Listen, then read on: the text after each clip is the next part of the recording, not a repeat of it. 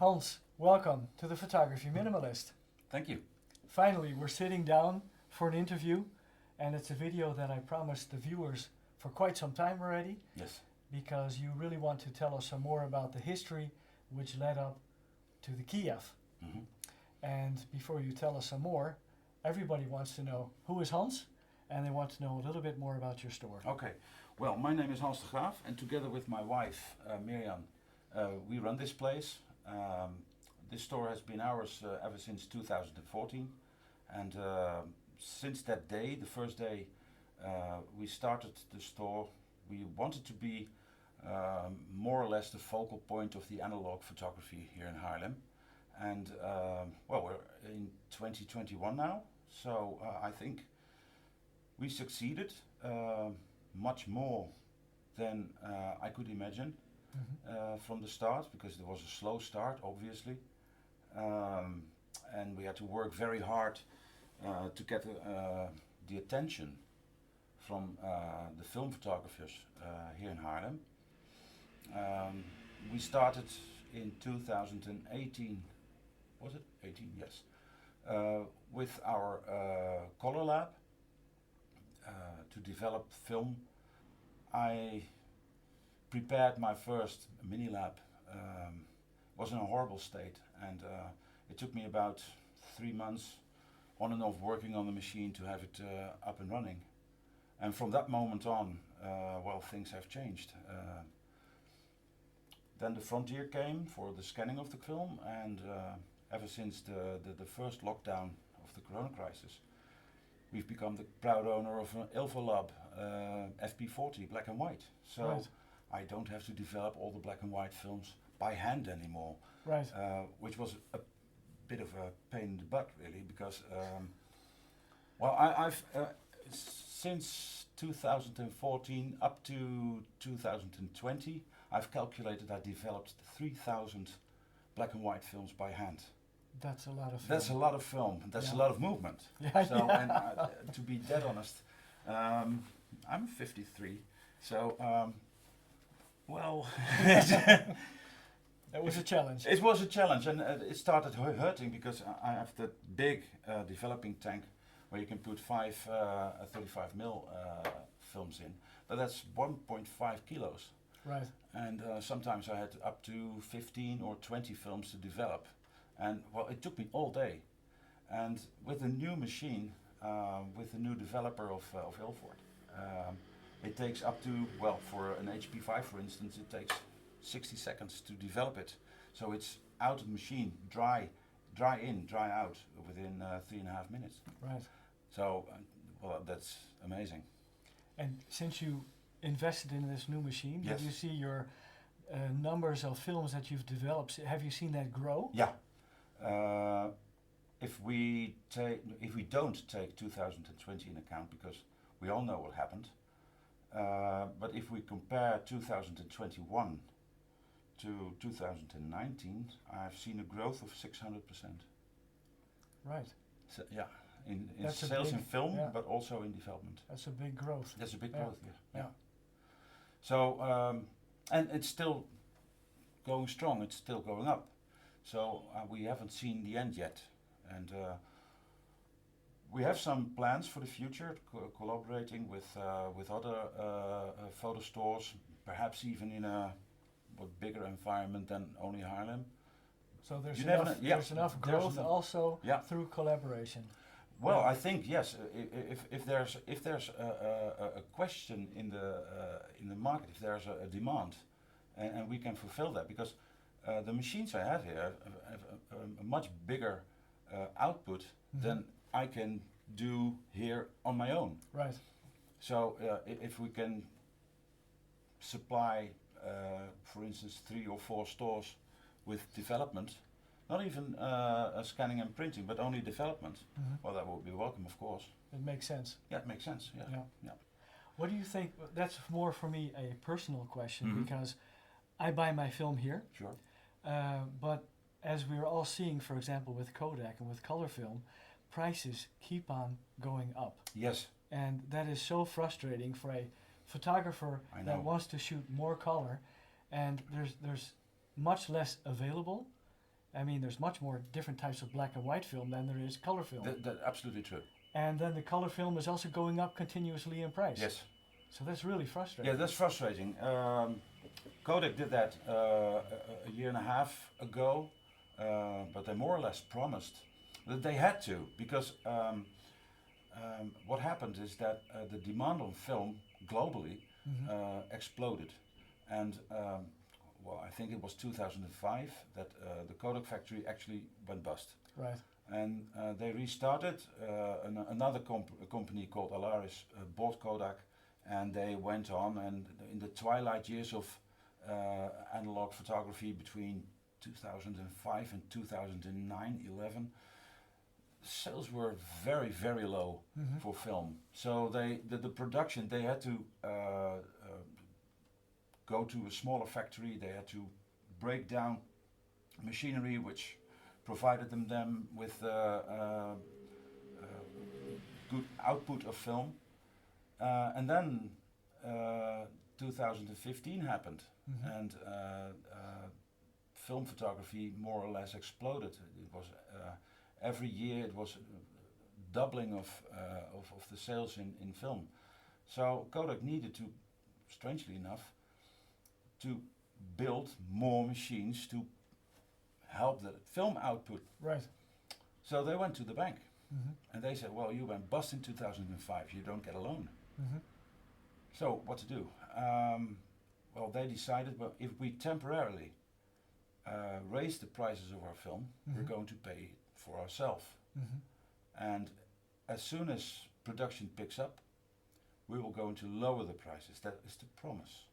I think the investment it's not done with 100,000 euros. No. I think yeah, I have no idea, but I think you have to think about like 15, perhaps 30 million dollars to invest in new machinery. Right. They have to be built. You know, there's no you can't go to a store and say, I want this machine that puts out color film. Yeah.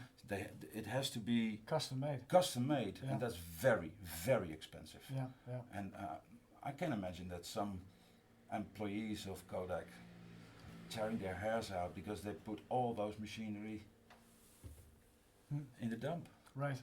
only a couple of years ago. But they're going to do it, and they brought back film. They did the P3200 no less, and I suspect there was a factory. They switched off the light, and 2 years ago they switched it back on and cleaned the machinery, and hey Off they presto, went. Yeah. there's the P3200. And I'm praying to God that they did, because it's a very nice film for very low light situations.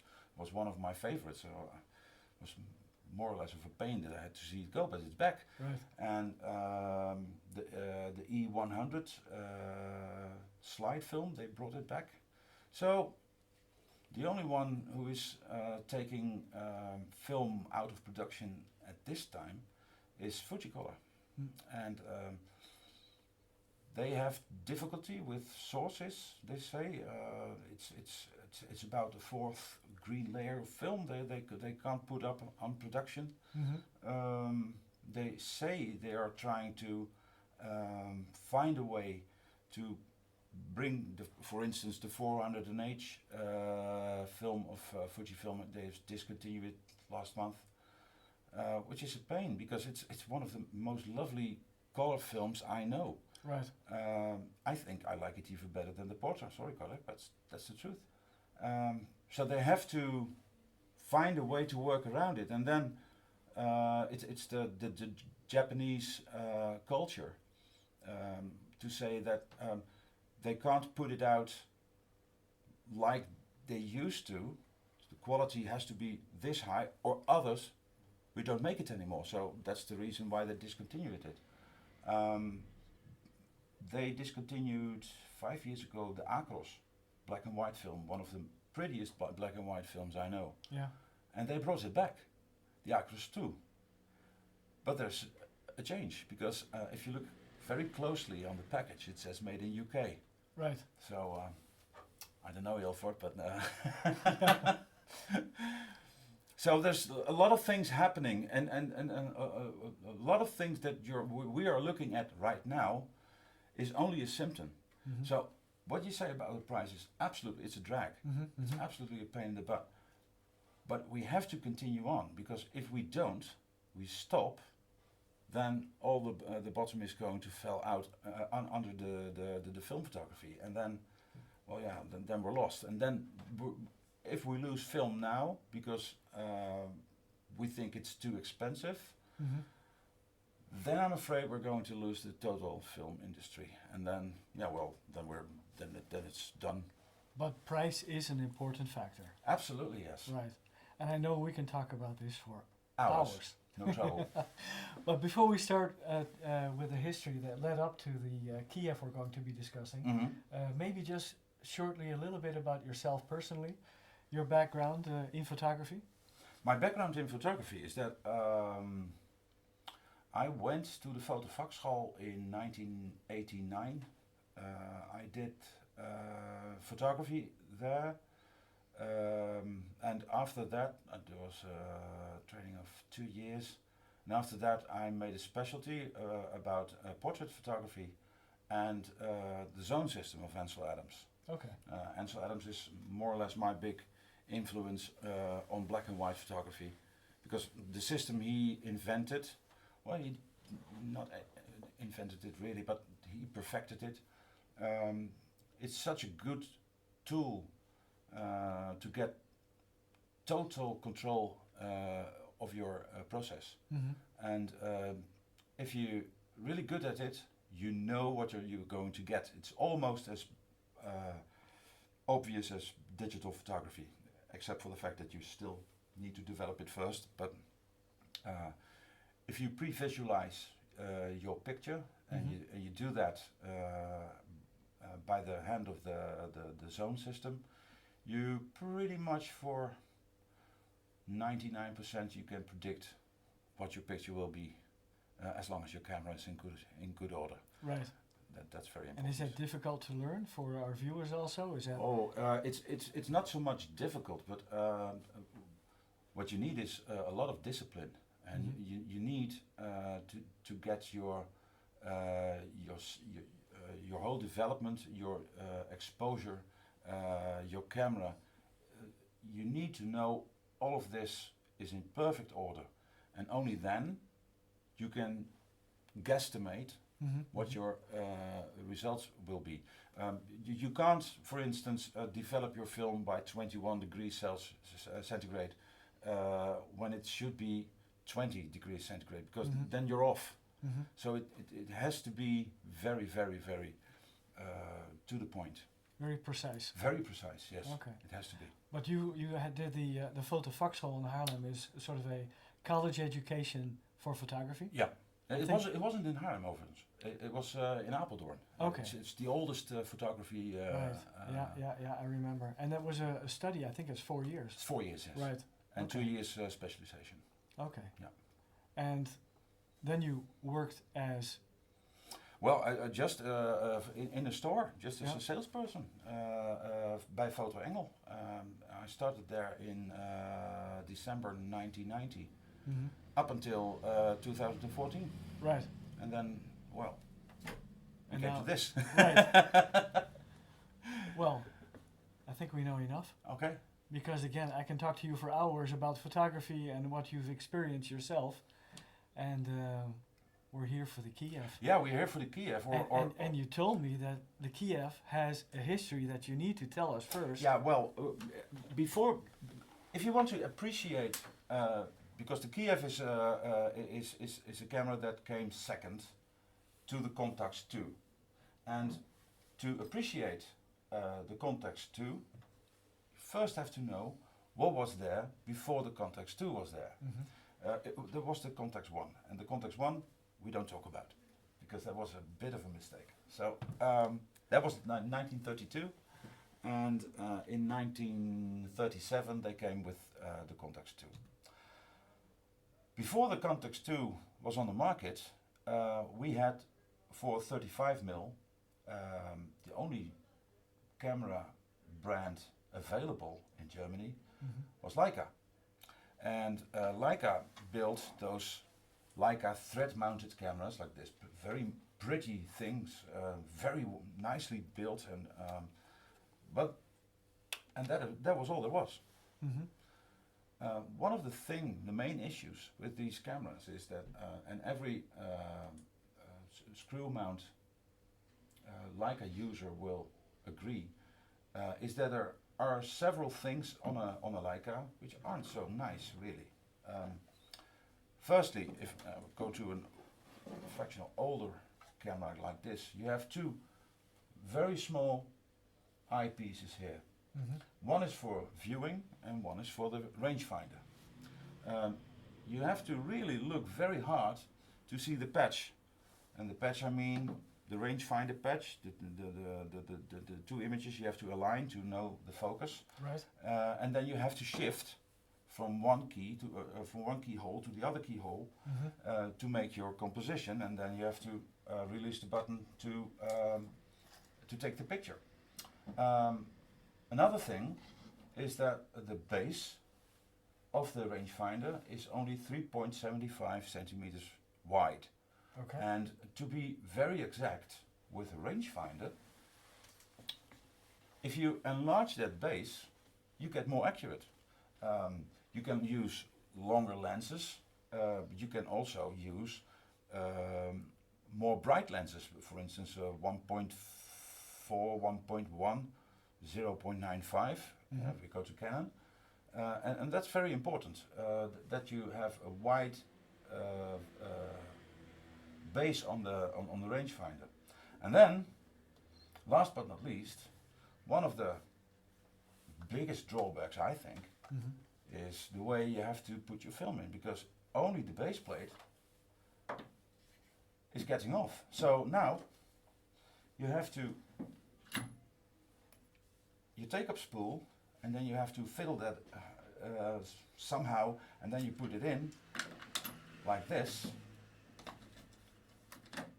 and then pray that it's all good, and then you put it back to go, other way around. Here we are. And then you can take your pictures. Well, It's not the easiest film it's inlay. no. No. Leica said that they needed to have this construction because they want to be the housing to be in one piece Mm-hmm. for accuracy. And they didn't believe that you could build a camera accurate enough with a hinging back, for instance. So Okay. that's the reason why they did that. Mm-hmm. And up until the M cameras, they still more or less do that. Mm-hmm. They have a little hinged plate on the back, but the whole chassis is still in one piece. Okay. But that is something that you could get used to. Yeah, sure, everything. Yeah. You can get used to hanging. Yeah, but it's not ideal. No. Yeah. Yeah. That's clear. And what about the shutter curtain? Oh yeah, sure. In your right mind, you can't use a Leica camera without a lens cap. Obviously, you have to take it off to take a picture. But if you are walking around and you have your aperture on full open, and the thing is in infinity, Mm-hmm. and you lay down your camera or you're just carrying it, and for some other reason, the sun is going to shine into the lens. Mm-hmm. Well, then you can light up your shutter curtain because it's only cloth with a bit of rubber, and that did happen. We call that needle pin holes, Mm-hmm. and they did burn holes into the shutter curtain. So if you see old pictures of people wearing a Leica camera, up until the M's, they always have a lens cap on it, just to be sure that that doesn't happen. And even as the speed of the lenses increased, the chances that you burn a hole in your shutter curtain increased also. Yeah, I understand. Yeah. So if you, what's burning? Yeah. Well, probably your camera. But that's interesting to know, because when you hear the name Leica, Yeah. as for me, for example, I'm not a Leica user, No. but Leica for me is almost something that is unreachable because it's also very expensive. Very expensive, yes. And you would expect from a Leica camera, being a top-of-the-line camera, that they Well, would not have these types of issues. Well, you have to take in account that they were the first. Okay. Oscar Barnack built the first prototype back in 1910, 1911, and that's all there was. So there was no reference No, whatsoever. there was no reference. No. Yeah. So they built it from scratch and followed along the way. The company that built Leica, Alice Lights, they built microscopes. Photography wasn't a thing. Right. So they did a lot of things very well, but there were shortcomings. And I think if you are Contax or Carl Zeiss or Zeiss Nikon, and you have to improve on a camera, it's much easier to pinpoint the weak points of your competitor and make some improvements, and that's more or less what they did. They made it. The Contax II, 1937. Leica was all there was, and then suddenly this thing came around, and it was a phenomenal. A rangefinder of 9 centimeters, so that's more than 6 centimeters improvement on Leica. They had a coupled rangefinder, which means that the patch is in the middle of your viewing keyhole. So if you look through the camera, you can see what you get on your picture with a 50mm lens. But in the center, there is your patch, so you can already compose your picture and check the focus, which is quick. And what they did is they had this little button over here, so that you can turn your lens, because it has two mounts on the camera. First, the inner mount with the focal. What do you call it? Mechanism. And a second one I can show you.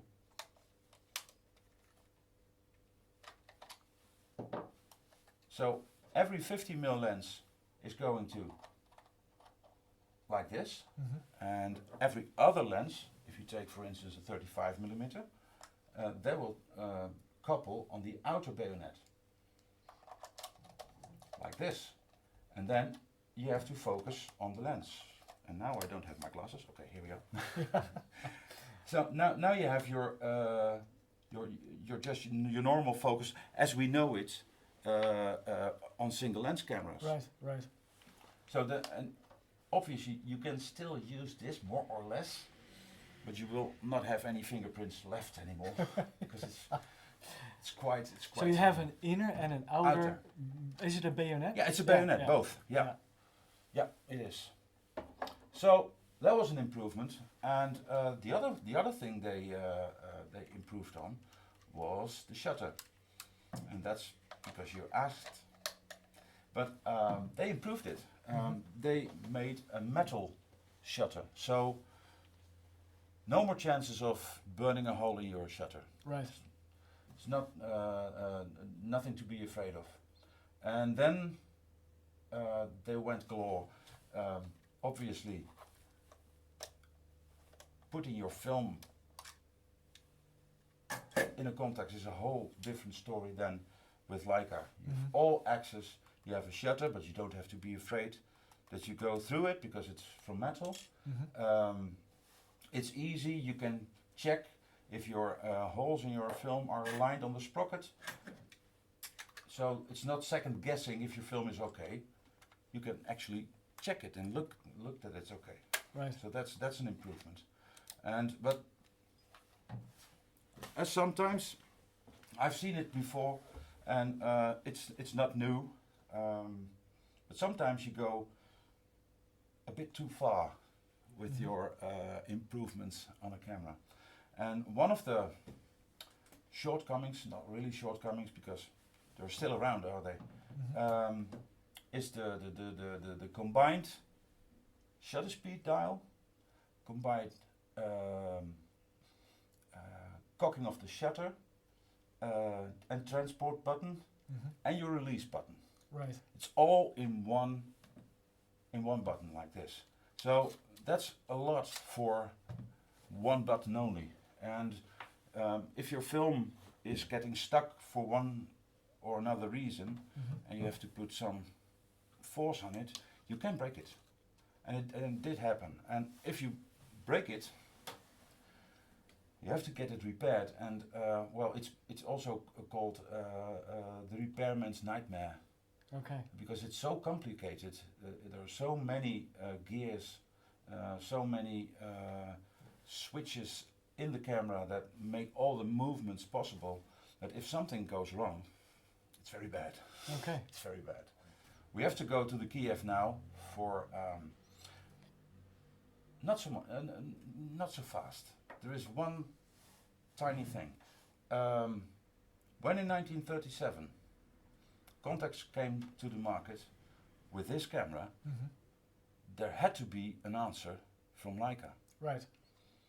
And if you look at when the M4 of the M3 came to the market, that was in 1954.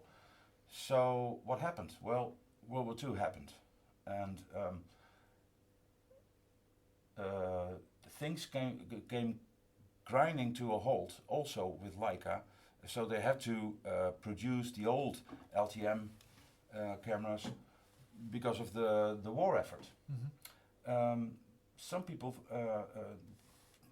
say that Leica was falling asleep because of the great success they had with the LTM, and well, they didn't see this as a threat. Well, that's not true, because I've seen a prototype from, I think it was September 1939. That's only 2 years after the Contax came to the market, and in September 1939 is the month that Germany invaded Poland. Right. And there was a prototype, and that prototype looked very much like an M3, with an integrated viewfinder, with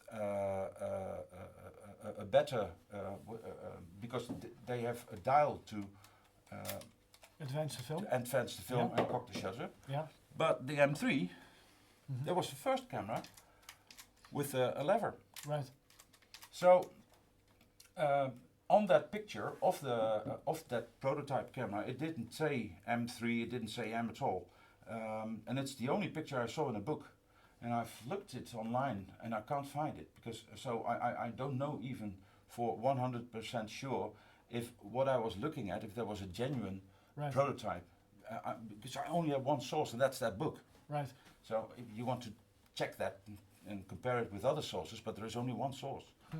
So they didn't fall asleep. They tried, but the war came.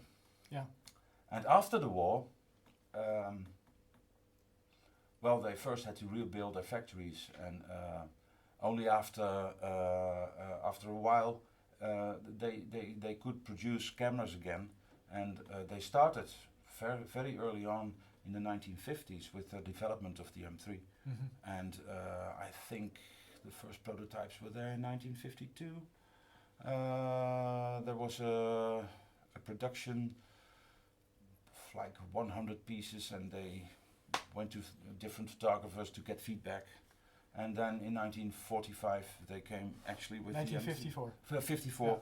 Yeah. They came with the M3. Right. And this is one of the first batches of that. So there's been quite some time in between the first and the second. Yeah. Yeah. The curious is that the LTM cameras and the M3 camera and the M cameras were LTM is like a thread mount. Thread mount, yes. Okay, yeah.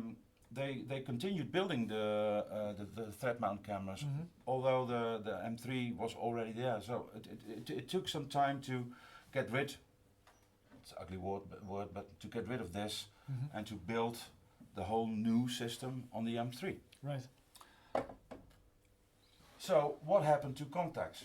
Well, after the war, the Russians invaded Germany, and they came up to what was later known as the Iron Curtain. And Dresden, that was the native place of Contax, was on the east side of the Iron Curtain. Mm-hmm. So, well, the Russians, they weren't very pleased with the Germans, to say the least. Right. So they wanted some payback. Right. And to cut a long story short, they more or less completely lifted the whole factory out of the ground and rebuilt it in Kiev. Kiev, yes. At a factory known as Arsenal. And in the process, they also lifted the employees. Right. And, well, they kidnapped them. Right. That's more or less. Yeah. So the Russians wanted to make the Contax II as a Russian camera, and they rebuilt the place, and in 1947 they came up with the Kiev I, Mm-hmm. also known as only Kiev, because that's only the thing on top of on the top plate. And to put a long story short, they ended up with, and then I can take this back, with the Kiev 4.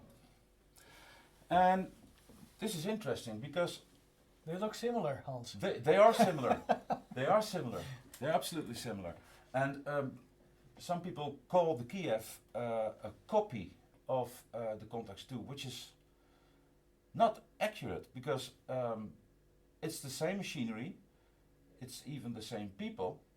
It's not, perhaps not the same resources they used to build the camera, but it's mainly a Contax. Right. So if you look at the quality of the camera, okay, there are some issues because quality control was not a big thing in Russia. Mm-hmm. It's still not a big thing in No, Russia. no. So if you want to buy it's something nuclear, I wouldn't go to Russia. No, you never know if it leaks. It might do. Well, they can hold on to that. Yeah, sure. So there is some risk involved if you buy a Kiev because it might be broken, but I think chances are that it just works. And now it gets interesting because one thing we know from the Contax and the lenses of Carl Zeiss, they are very high quality, Right. absolutely very high quality.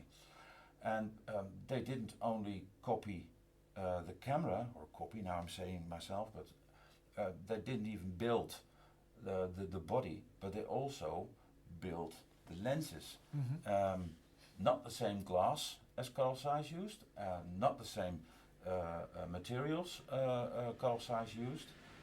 I've got a nice comparison here. This is a Carl Zeiss Sonar 4.0 135mm. Mm-hmm. This is an actual Carl Zeiss lens from before the war. This one is from 1934. And this is exactly the same lens, but then it's called a Jupiter, and that's Russian. And if you look at both lenses, you can see they compare. Right. They look Absolutely, similar. they look similar. But as soon as you pick it up, this one is much more light than this one. Here, try it yourself. It's a big difference. It's almost double the weight. Yeah.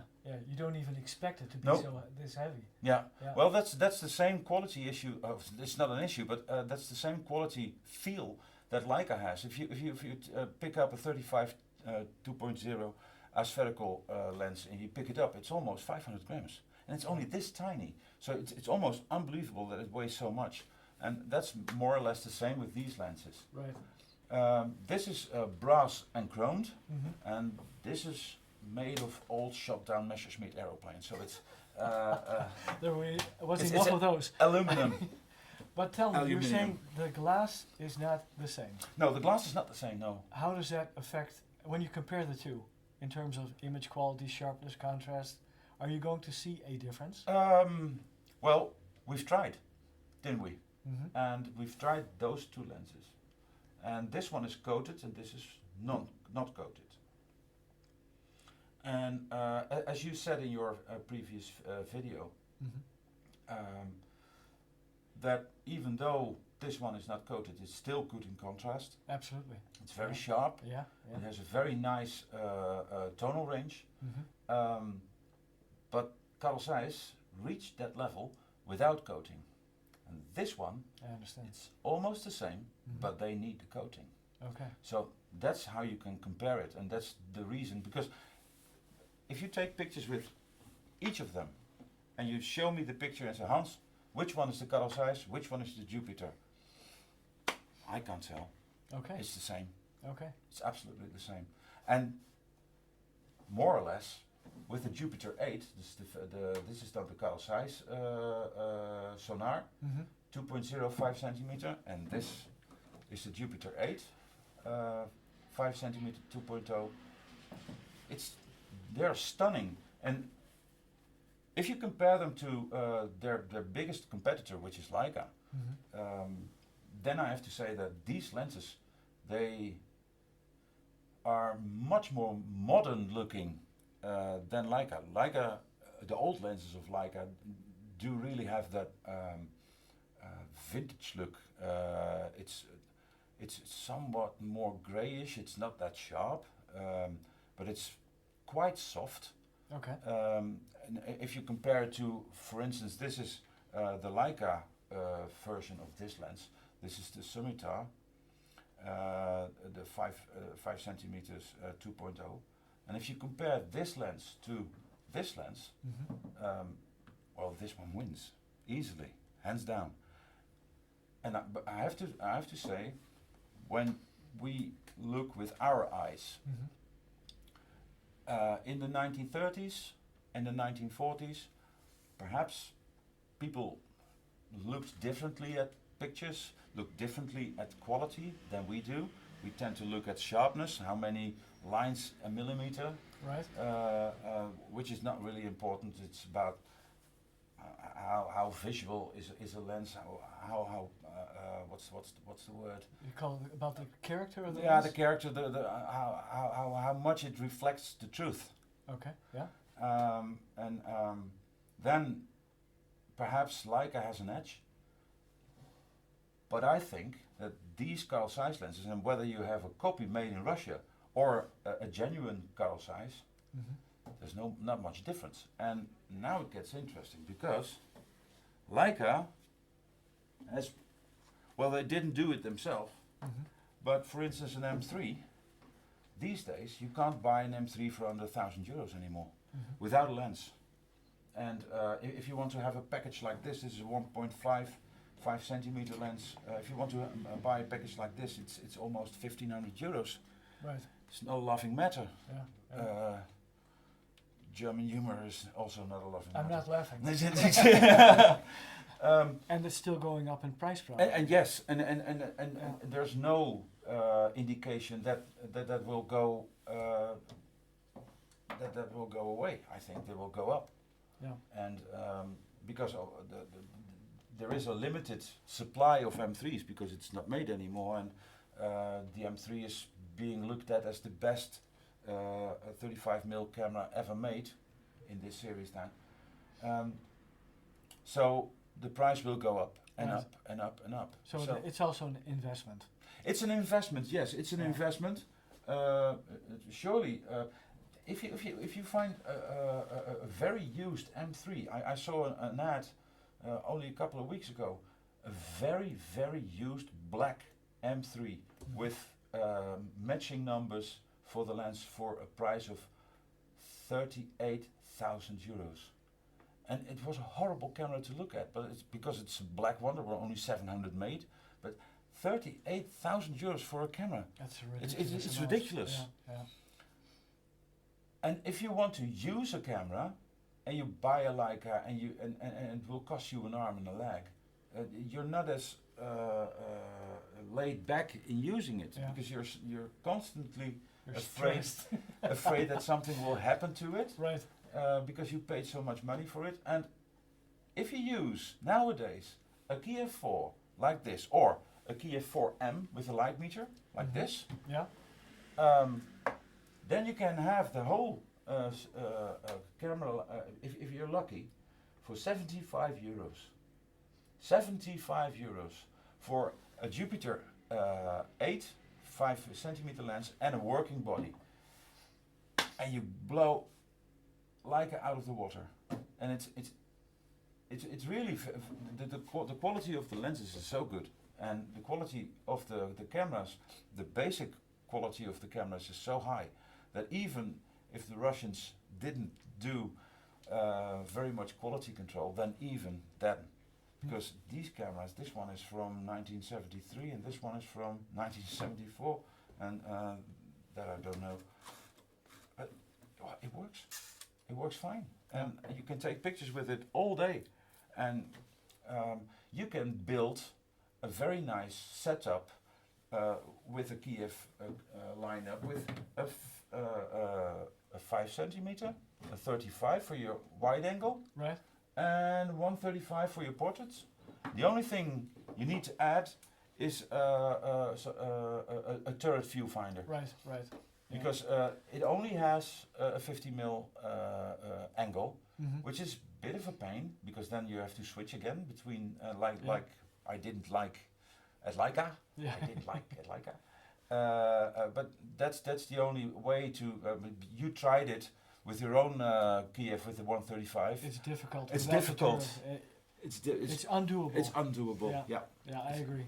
But this is coming down to the fact that you can buy a quality system Yes. for a budget price. Yeah. For under 200 euros, you can have all three of them. So there's no reason to only look at the previous Leica or Contax. No, there is no reason. But buy it from a trusted source. Yeah. Preferably if you get some warranty, if you can buy it, because you need, because of the great complication of the wind button. You need to have a place where you can go to if something goes wrong. Right. If the camera is working and it's not very tight, then you can buy it and use it and have fun with it. Because if it breaks down, well, okay, it's between 150 and 200 euros for the camera body and 3 lenses. It's not very expensive, Yeah. and you can buy another one for 25 euros body. Yeah. Because there were a lot of these cameras made. More than 1 million. Yeah. More than 1 million. And there are quite a few of these lenses still available. Oh yeah. The turret viewfinder is still available. Yeah, I've seen those. And then these are not very expensive. No. If you want to buy a turret viewfinder for a Leica, for instance, it costs you an arm and a leg. I think it's 275 euros. And if you buy a turret viewfinder from the Arsenal factory, it's about 35 euros. Yeah. It's not very expensive. So it makes sense. it makes sense. Yeah. Yes. But you did tell me that later versions of this camera, Yeah. in later years, Yeah. Because- Mainly the 80s. yeah, Yes. yeah, the quality started to go down. Yeah, well, that's not so much that you have to take in account that after the 60s and the 70s, the original employees, the Germans, left the building Yeah, because they died. They were old. everybody dies. Yeah, everybody dies. So there were the only people that could calibrate the machines. The machines were old.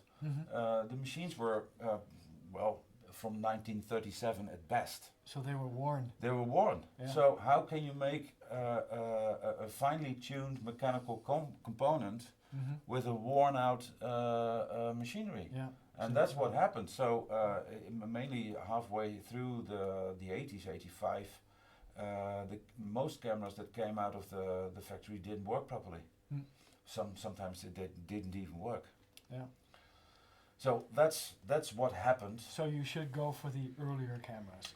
Yeah, preferably halfway the 50s up until the beginning halfway the 70s. These are the best years. Yeah, Okay. that's absolutely true.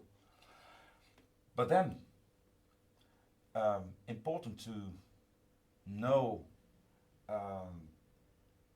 We all know that the M3 is a very important camera, but it's a camera that didn't put its stamp on photography as a whole. It's currently being made by Leica's, the MA, but still an M3 shaped object. But this camera, and then I have to go to the Contax again. This camera, although perhaps not as known by the wider public as a Leica M3, this camera was very, very, very important, because after the war, the story splits in two. You have the Kiev line, that's a path, and you have a path that happened in Japan. Now, I don't know if the story of the U-boat is true. Hitler, when the war was coming to a close and Hitler realized that the war was lost, there is a story that Hitler did send a U-boat with all innovations of the Third Reich to the only country that was still at war and was fighting on the side of Germany, because Italy was already allied at that time, so the only place you can put your findings and keep keep them safe was Japan. And there was something like that happened. There is something like that happened, because there were secret designs of weaponry from Germany, actually at the end of World War II, used in Japan. Word is that also the design or samples of the Contax were in that U-boat. So not only the V1, V2 Enigma machine, but also the plans or samples of the Contax II and lenses. Because after the war, when the United States occupied Japan, they dismantled the optical industries that had something to do with warmongering, building rangefinders for big artillery cannons, etc., etc. And it's not cannon, but cannons. Yeah. And they made those factories do something for the greater good. So a lot of them started to make cameras. Right. And one of them, we know it as Nippon Kohaku. Now we know it as Nikon. They took this as a base, looked at the design, and one of the Japanese, I think, they fell under the table of laughing when they came to this part of the camera and saw how complicated it was. So, well, we're going to copy that camera, but not that shutter, not that shutter. So what they did was they took the parts from the Leica and dropped it into the Contax, and that is the camera we all came to know as the Nikon S1. Fast forward a couple of years, 1959, there were two amazingly important cameras at the drawing board. There was the Nikon SP, the first rangefinder from Nikon, still based on the Contax II. Professional, the SP, and the Nikon F. And the Nikon F is the camera which was probably the camera, the first professional camera with everything exchangeable. So the lenses were obviously exchangeable, the camera bags were exchangeable, and hey look, that looks familiar. Yeah. And if you take the viewfinder off and you put those two together, and I will take the lens off, then you can still see that roughly the shape is still there. So you can more or less say that he's not going to stand, okay. Roughly you can say that the shape of the Nikon F was loosely based on the design of the Contax II. Wasn't it for this camera, then this camera would not be what it is now. So many years later. So many years later. Yeah. This is very important, has been very important for Nikon. So all those descending cameras like the F2, and the F2 looks a bit like the Nikon F, so if it looks a bit like a Nikon F, then it still has some resemblances with the Contax II, except for the F3, and now we are in the 1980s. Then the design is totally washed out. But how did they come to the M3, the F3? I don't know. There was, I think it was an Italian designer that drew the F3, if I'm not mistaken. Anyway, Italian, it's interesting. So, wasn't it for the Contax II? Who knows? So it's a very important camera, more so than the M3. There is no DNA of an M3 in other brand cameras. There is no DNA of an M3 in, for instance, Pentax or Canon. Although Canon did make rangefinders and they just copied this. But after they copied this and they went on to go to make the FT single lens reflex camera, the whole design of the Leica camera is already gone then. While with Nikon, the design carried on up until the F2 perhaps. So that's a nice thing to see, that the legacy of a camera which was born in 1937 lives on up until 1978, the last the last camera of the Nikon F2, 1979 perhaps. Yeah, 1980 the F3 came. Yeah. So that's a long time. But that's an interesting story, because this puts more or less the Kiev 1, yes, puts it in the middle of the whole history. Yeah.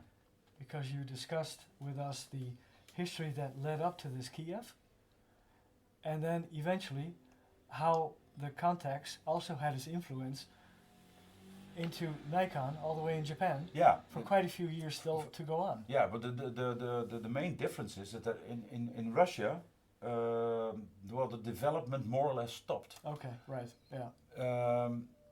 And the Nikon continued to evolve. Yeah, yeah. Much more so.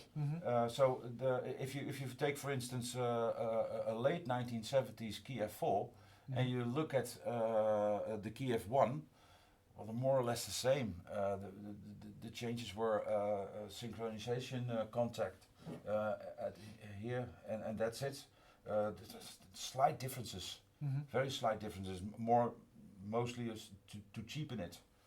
But no, it's a lot more important camera than you think, and because it still has its use today.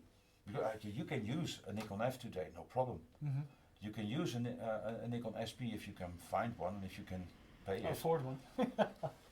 My God, the one has exploded also, but that's because there were only few made and it was all professionally used, so they're worn down. But the Kiev is still a camera which you can use every day if you would like, and the quality of the lenses of Arsenal, the Jupiter lenses, are astounding. Very, very, very usable. So that's and I know what you're going to ask me. Are the prices going up? But as far as I can tell, no, not yet. Yeah. Is it going to be in the future? Who knows?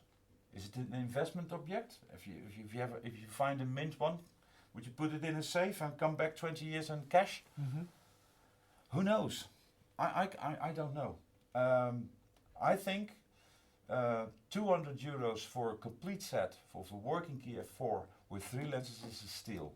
Right. Is it expensive? No. Is it cheap? Well, perhaps it's a bit too cheap. It's almost too good to be true, but there's something in it. And if you want to take good pictures with a camera-shaped object like this, with a rangefinder, it's the way to go. Because Leica isn't fun anymore. Right. But do you think maybe that the fact that in the later years that Kiev was manufactured, they had less quality when it came out of the camera, out of the factory, maybe that has an influence on people maybe not wanting to buy into Kiev? Well, it's an image thing. Exactly. Yeah, that's what I was going to say. It's an image thing. But now you've convinced me that the early Kievs were absolutely similar to a Contax. Oh well, it's even worse. If you take a 1947 up until 1950 Kiev and you lifted the top plate and you look at the inside, you see Contax. Okay. It's still there. Okay. So they just filled in the Contax and they engraved Kiev. So that's what they did. So it is a Contax. The earlier ones to look at it as not as a Contax but as a by Kiev copied camera it's not fair because the camera deserves more. Right. I think. Interesting.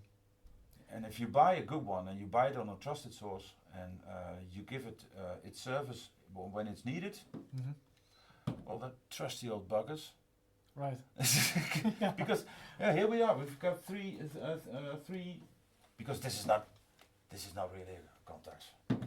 Sorry, what did you say? This is not really a Contax. What is it? It is a Kiev. But it says Contax. Well, it says Contax, yeah, but it's and if I'm not mistaken, this was rebuilt. Now this is funny. This is started his life as a Kiev. Okay. And then somewhere in the Ukraine, there is a man who rebrands Kievs as Contax. Okay. You can buy them like this because there were only few black Contaxes and they were used as professional photographers. So that's the reason why it's Contax. It's not mine. I'm envious, but it's not mine. Interesting. So we've got 3 working Contaxes here. Yeah. Why not? I have a similar one to this one, which I used before. And I remember also paying something like 50 or 60 euros for the camera. And it works absolutely fine. You got a later one, so you got an 80s one, right? Yeah, that's right. So I think it's 82 or 84. Yeah, well, there goes my story. I was too late. Yeah, I bought in too late. I need an earlier model. Yeah, no, that's saying that Kiev is crap from the 80s. Well, you proves it's not always the case. Yeah. No, mine is working fine, and I'm very happy it is. Yeah. But actually, this proves the point. Now, it took a long time to focus on the Kiev because it's a big story and it's a big story. Yeah, it's not and serving the camera if you don't tell the story in its entirety. It's not paying respect to what it is. And I think it's nice to see the connection between a camera born in 1937 and a camera that is well, the start of all modern reflex cameras. Right. The Nikon F. That's by the way, that's a camera I've never used yet before. Maybe for a next video. Well, you can. I do have a good Nikon F because this one is worn. Okay. It's absolutely worn, and this camera is in rehab. And it's still every day in use because what you can do with the Nikon F, you saw me do, you can take it all apart. Right. It's almost a weapon. So I use it in the store almost daily to tell people what a camera really is and how it works, and because you can take it apart. Right. So I put it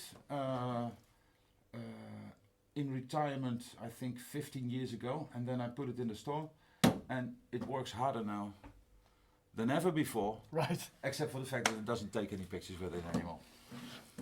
It's been a great discussion. Yeah. It's been a long discussion, and like you said, it's because it earns the story. It earns the story, yeah. You need to know the story behind the Kiev. Yeah. And actually where Contax evolve to in the future. Yeah, and I hope that the appreciation of the camera will take a bit on because it deserves it. It's a good camera. It's far more usable than people think. Do you have any ideas now that we're finished with this video? I mean, we're not going to do a second video tomorrow, but give it some thought. I think that the people viewing the video are very interested to maybe hearing a next story. Oh, story. Oh, I think I know something. Yeah? Yeah. We're not going to tell them yet. No. Okay. No. That's something that you have to wait for. But thank you very much. You're welcome. Greatly appreciate it. And do you mind if we give your contact information if anybody is interested sure. It's that they can contact you? It's not a secret. No, I know. But maybe you'll get some responses to the video. Well, Have to wait and see. Thanks a lot. You're welcome. We're going to get a beer, I guess. I'm sure. We still have a beer lying around? It's in the fridge. Okay. Thank you very much for watching the video, and I hope you enjoyed it. And without a doubt, we'll be back with the second one, not tomorrow, but give it a few weeks, and we'll give it some thought. Thanks again. See you next time. Bye.